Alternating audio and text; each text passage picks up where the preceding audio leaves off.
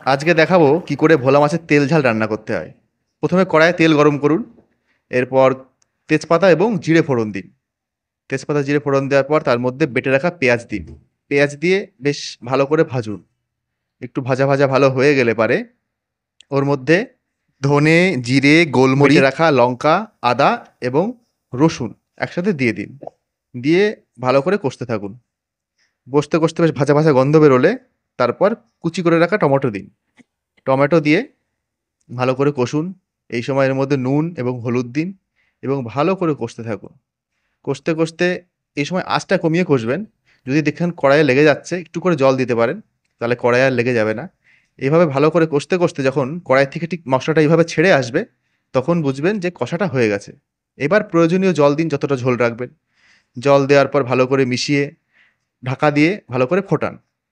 ঝোল ভালো করে ফুটে উঠলে, যখন টকবক করে ফুটবে, তখন ওর মধ্যে আগে থেকে ভেজে রাখা মাছগুলো দিয়ে দিন।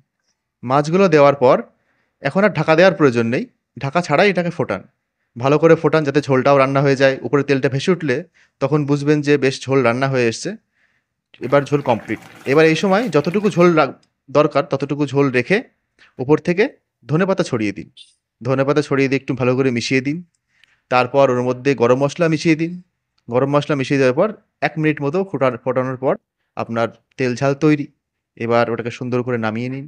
গরম গরম ভাতের সাথে পরিবেশন করুন। খেতে খুবই সুন্দর লাগবে। আর রান্নাটা খুবই সহজ কিন্তু খেতে অসাধারণ। একবার দেখলেই রান্না করতে পারবেন। আগের থেকে রান্না জানার কোনো প্রয়োজন নেই। ভালো করে দেখলেই বুঝতে পারবেন। রান্না করে খেয়ে জানাবেন যে কেমন লাগলো খেতে। কমেন্ট করতে ভুলবেন না। লাইক ও শেয়ার করে দেবেন।